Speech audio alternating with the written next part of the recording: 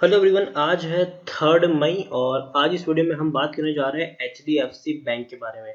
देखिए, 1,000 रुपए के ऊपर ये शेयर पहुंच चुका है। 1,000 रुपए के ऊपर ये शेयर अभी ट्रेड कर रहा है। एक काफी बड़ी गिरावट हमें HDFC बैंक में देखने को मिली है। और आपको याद हो कि जब ये गिरावट आई थी, मैंने कहा था कि भैया बढ़िया मौका है, खरीदारी करना चाहो तो कर लो खरीदारी। उस वक्त मैंने काफी ज्यादा कहा था। और अब जब इतनी बड़ी तेजी आ चुकी है तो ऑलरेडी शेयर काफी ज्यादा रिकवर कर चुका है। तो इस वीडियो में हम बात करेंगे कि क्या खरीदारी अभी भी करना सही रहेगा कि नहीं। तो वीडियो को शुरू करूं उससे पहले अगर आपने अभी तक चैनल को सब्सक्राइब नहीं किया है तो प्लीज अभी इसे सब्सक्राइब कर लीजिए, क्योंकि आगे भी बहुत सारे वीडियोस हैं जो आपको काफी ज्यादा हेल्प करेंगे। तो चलिए शुरू करते हैं। तो जैसे कि आप देख सकते हैं कि HDFC 1,000 रुपए के ऊपर आ चुका है। पिछले एक महीने में अगर हम देखें तो HDFC बैंक में 20% का ग्रोथ है। 20% का यहाँ पर ग्रोथ है। अब देखिए, 813 रुपए के आसपास का लो बना था और शेयर में काफी ज्यादा अप्स एंड डाउन भी है। देखिए, सीधी तेजी आई, 924 रुपए तक गया, वापस शेयर गिरा, 860 रुपए तक पहुंचा। और ये वो वक्त था जब काफी लोग मुझे कमेंट में पूछ रहे थे कि भैया क्या करे, खरीदा है मैंने 900 रुपए के प्राइस पे खरीदा है, 950 पे खरीदा है, बेच दे या फिर होल्ड करे। और मैंने कहा था कि भैया होल्ड करके रखो, जरूर आपका शेयर ऊपर जरूर जाएगा। और अगेन मेरा यही पॉइंट ऑफ व्यू है यहाँ पर कि भैया अभी भी है, होल्ड करने के लिए ही मैं बोलूंगा। और फ्रेश बाइंग करनी है कि नहीं उसके बारे में मैं कुछ कहूँ उससे पहले हम यहाँ पर देखते हैं कि पिछले एक साल में परफॉर्मेंस कैसा था। 13% की गिरावट है। देखिए, बहुत ज्यादा शेयर रिकवर कर गया यहाँ पर। अब देखिए, 765 रुपए तक शेयर टूट गया था, 765 रुपए तक। और बढ़िया रिकवरी भी यहाँ पर देखने को मिली है। लेकिन हाँ, रिकवरी जब जब हुई है तब तब गिरावट भी आई है। जैसे कि आप यहाँ पर देखिए, 765 पर था, सीधा शेयर गया 913 पर गया, वापस से टूटकर 813 तक पहुंच गया। ठीक है, वापस ऊपर गया 924, फिर वापस टूटकर 860 पर पहुंचा, फिर तेजी आई 950 तक पहुंचा, फिर गिरावट शेयर और वापस से चला गया 930 तक। और उसके बाद फिर रैली आई, 1,000 रुपए तक शेयर पहुंच गया। तो यही हुआ है भैया, थोड़ी सी गिरावट आई है लेकिन वापस शेयर रिकवर भी कर रहा है। एक साल में 1,300 रुपए तक का हाई है और 765 रुपए तक का लो है। पिछले 3 साल की अगर हम बात करें तो 3 साल में 30% का ग्रोथ है। 765 रुपए तक का यहाँ पर देखिए लो हमें देखने को मिला था, वो जस्ट अभी बना था। लेकिन उससे पहले देखिए 760 रुपए के आसपास शेयर था और ऊपर गया, गिरावट आई, फिर तेजी आई, फिर गिरावट आई, फिर तेजी आई और फिर गिरावट आई, फिर तेजी आई। यहाँ पर 10 साल की अगर हम बात करें तो HDFC बैंक में पिछले 10 साल का जो डेटा है उसके अकॉर्डिंग 402% का ग्रोथ है। 180 रुपए का शेयर आज आप देख सकते हैं कि भैया 1,000 रुपए से भी ऊपर पहुंच चुका था। ये 1,000 रुपए से भी ऊपर ट्रेड कर चुका है। देखिए, लार्ज कैप स्टॉक है, 5,50,000 करोड़ से भी ज्यादा का इसका मार्केट कैप देखने को मिल रहा है। और NSE में अगर हम देखें तो तकरीबन 2 करोड़ से भी ज्यादा का इसका वॉल्यूम ट्रेड है। 2 करोड़ से भी ज्यादा का इसका वॉल्यूम ट्रेड है। शेयर होल्डिंग की अगर हम बात करेंगे तो प्रमोटर की जो होल्डिंग है वो थोड़ी सी गिरी है। 26.14% की होल्डिंग प्रमोटर के पास है। FIs के पास 36.68% की होल्डिंग है। FIs ने भी बहुत बड़ी होल्डिंग अपनी कम की है। लेकिन म्यूचुअल फंड और इंश्योरेंस कंपनी ने खरीदारी की है। म्यूचुअल फंड के पास 15.01% की होल्डिंग है। इंश्योरेंस कंपनी के पास 3.31% की होल्डिंग है। नॉन इंस्टीट्यूशनल इन्वेस्टर के पास 15.21% की होल्डिंग है। प्रमोटर के द्वारा एक भी शेयर गिरवी नहीं है। 40 म्यूचुअल फंड स्कीम ने यहाँ पर अपना पैसा लगाया है। 1,272 FIs ने पैसा लगाया है। यहाँ पर प्रमोटर कौन है? HDFC limited, housing development finance corporation limited. वहां पर सबसे बड़े प्रमोटर है जिनके पास 15.77% की होल्डिंग है। हाईएस्ट पब्लिक होल्डर की बात करें तो यूरो पैसिफिक ग्रोथ फंड है जिनके पास 3.59% की होल्डिंग है। इंडिविजुअल इन्वेस्टर होल्डिंग 11.30% की यहाँ पर देखने को मिल रही है। 250% का डिविडेंड ये कंपनी पे कर रही है, मतलब 5 रुपए पर शेयर का डिविडेंड इन्होंने पे किया था। वो स्पेशल डिविडेंड पे किया था पिछले साल। HDFC बैंक की अगर मैं यहाँ पर बात करूँ तो आप देख सकते हैं कि टेक्निकल रेटिंग इनकी हाल फिलहाल में न्यूट्रल दिखाई दे रही है। PE 20.92 का है इसका PE, जबकि इंडस्ट्री PE 26.65 है। बुक वैल्यू 320 है, प्राइस टू बुक वैल्यू 3.13 के आसपास देखने को मिली है। और EPS 47.89 है, डिलीवरीज 42-43 के आसपास देखने को मिल रही है। According to Moneycontrol user 69% लोग खरीदने की सलाह दे रहे हैं, 31% लोग यहाँ पर बेचने की सलाह दे रहे हैं। 69 लोग खरीदने की सलाह दे रहे हैं और 31% लोग बेचने की सलाह दे रहे हैं। बैंक की बात करें तो भैया नतीजे इनके आए थे।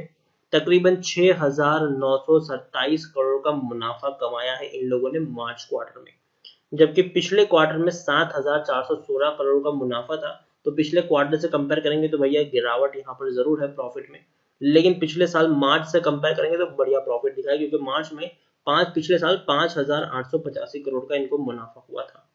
तो जरूर पिछले क्वार्टर से कंपेयर करेंगे तो गिरावट है, पिछले साल से कंपेयर करेंगे तो ग्रोथ यहाँ पर जरूर है। मार्च क्वार्टर के अगर मैं कहूंगा तो इतने अच्छे नहीं, लेकिन उतने बुरे भी नतीजे नहीं आए हैं। एटलीस्ट एवरेज में इसको जरूर मानता हूँ। ओवरऑल अगर हम बात करने जाए कि भाई एचडीएफसी बैंक में खरीदारी करनी चाहिए कि नहीं, और बैंकिंग सेक्टर में जैसे कि मैंने हमेशा कहा है कि अगर आप कोई शेयर खरीदना पसंद करते हो बैंकिंग सेक्टर में, तो आप एचडीएफसी और आईसीआईसीआई के ऊपर दाव खेल सकते हो। बाकी किसी भी बैंक को मैं प्रीफर नहीं कर रहा हूँ। अगर आप सरकारी बैंक चूज करना चाहे तो आप स्टेट बैंक ऑफ इंडिया को ही चूज कर सकते हैं। बाकी किसी भी बैंक में मैं खरीदारी की सलाह नहीं दूंगा। रीजन ये है कि देखो, कोरोना के चलते एक बहुत बड़ा डेंट लगा है इकोनॉमी के ऊपर, और खास करके जब लॉकडाउन खुलेगा तब देखने वाली बात होगी कि बहुत सारी जो छोटी कंपनियां हैं वो बर्बाद हो जाएगी, या फिर छोटी कंपनियां काफी हद तक अपना मुनाफा नहीं कमा पाएगी। और उससे क्या हो, और कंपनियों को चलाता कौन है भैया? बैंक। बैंक से पैसा लेके कंपनियां चलती है, और इवन अगर बैंक में कोई काम, उस कंपनियों में अगर लोग काम भी कर रहे हैं तो वो कहीं ना कहीं किसी ना किसी तरीके से बैंक से अपना कामकाज चला रहे होते हैं। मतलब बैंक से या तो कोई लोन लिया होता है या फिर कुछ ना कुछ तरीके से इन्वॉल्व रहते हैं यहाँ पर।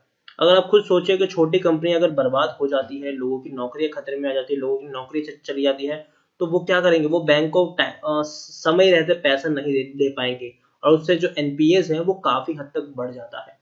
तो ओवरऑल एक बहुत बड़ी दिक्कत यहाँ पर आएगी banking sector.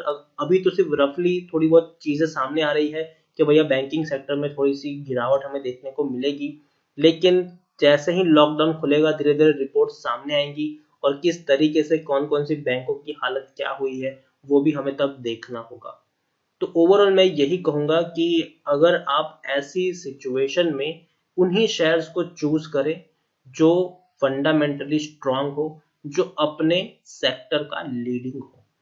HDFC bank banking sector का लीडिंग स्टॉक है। ये बैंकिंग सेक्टर का सबसे बड़ा और लीडिंग स्टॉक अगर मैं बात करूं तो भैया वो एचडीएफसी बैंक है, और इसीलिए मैं एचडीएफसी बैंक को अपने पोर्टफोलियो में शामिल मैंने किया है। जरूर जब गिरावट आई थी 800 रुपए के ऊपर शेयर टूट गया था, तब मैंने खुद यहाँ पर खरीदारी की है एचडीएफसी बैंक में, और आने वाले दिनों में मैं अगर गिरावट आती है तो मैं और भी खरीदारी करने का यहाँ पर प्लान कर रहा हूँ।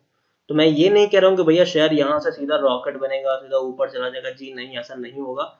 अगर थोड़ा ऊपर आया है ना तो थोड़ा नीचे भी जाएगा, अगर नीचे जाएगा तो थोड़ा उससे बड़ा ऊपर भी जाएगा ये।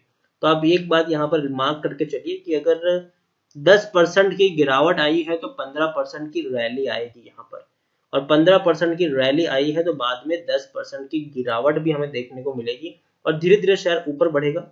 बर्बाद आपको बिल्कुल भी नहीं करेगा ये शेयर। मुझे नहीं लगता कि एचडीएफसी बैंक कोई बर्बाद करने वाला शेयर है ये। जरूर आने वाले दिनों में हमें इसमें और बड़ी रैलीज देखने को मिल सकती है, और थोड़ी बहुत गिरावट भी देखने को मिल सकती है। तो आपके पास खरीदारी के अच्छे ऑप्शन जरूर रहेंगे। अगर आप एसआईपी मोड में खरीदारी करेंगे तो काफी ज्यादा फायदा रहेगा आपको। जैसे कि मैं एचडीएफसी बैंक में मैंने इस तरीके से प्लान किया है कि भैया मुझे 50 शेयर अगर खरीदने भी है इसमें, तो सबसे पहले मैं क्या कर रहा हूँ, मैं 10 शेयर खरीदे हैं यहाँ पर सबसे पहले। उसके बाद मैं वेट करके बैठा हूँ, अगर शेयर वापस 100 रुपए या 80 रुपए टूटता है तो मैं वापस से इसमें और 10 शेयर खरीद लूंगा, फिर वापस से वेट करूंगा। अगर और 180 रुपए टूटता है तो वापस से मैं इसमें 10 शेयर की और खरीदारी करूंगा, फिर आराम से मैं फिर से वेट करूंगा यहाँ पर। तो देखिए, लॉन्ग टर्म का अगर आप पर्सपेक्टिव लेके चलेंगे तो जरूर आपको यहाँ पर फायदा होगा। और छोटी छोटी क्वांटिटी में शेयर खरीदिए, ज्यादा बड़ी क्वांटिटी में यहाँ पर शेयर खरीदने की जरूरत नहीं है। कोरोना ने ऑलरेडी काफी ज्यादा तबाही मचाई है इंडिया में, और काफी ज्यादा जो बिजनेसेस है उनको काफी बड़ा डेंट लगाया भी है। और वो कितना नुकसान हुआ है उसके बारे में अभी से कुछ कहना या अभी से कुछ अंदाजा लगाना काफी मुश्किल है। वो धीरे धीरे चीजें सामने आएंगी, तो और जैसे जैसे चीजें सामने आएगी, नुकसान ज्यादा हुआ है या काफी ज्यादा कुछ हो रहा है, तो डेफिनेटली उस वक्त गिरावट के लिए भी हमें तैयार रहना पड़ेगा। तो पैसा है तो बचा के रखिए, छोटी छोटी क्वांटिटी खरीदिए, ताकि आपको जब बाद में अगर गिरावट आती भी है तो एवरेज करने के लिए आपके पास पैसा रहे। और मार्केट लीडिंग शेयर को ही चुने, ज्यादा रिस्की शेयर को यहाँ पर चूज करने की जरूरत नहीं है। क्यों? ऐसे वक्त में रिस्क लेना मुझे नहीं लगता कि वो सही डिसीजन रहेगा। ऐसे वक्त में हम फंडामेंटली स्ट्रॉन्ग शेयर को ही चूज करेंगे, ना कि रिस्की शेयर्स पे हम अपना दांव खेलेंगे। तो बाकी मर्जी आपकी है, आपको अगर रिस्की शेयर्स चूज करने हैं तो कर सकते हैं, लेकिन बैंकिंग सेक्टर में अगर मुझे पैसा लगाना होगा तो मैं डेफिनेटली सबसे पहला चॉइस मेरा HDFC बैंक ही होगा और कोई नहीं। तो इसी के साथ वीडियो को एंड करूंगा। अगर आपको वीडियो पसंद आया हो तो लाइक करें, शेयर करें, चैनल पर पहली बार तो प्लीज सब्सक्राइब करें, और HDFC बैंक के बारे में आप क्या सोचते हैं वो भी आप मुझे कमेंट में लिखकर बता सकते हैं। Thank you.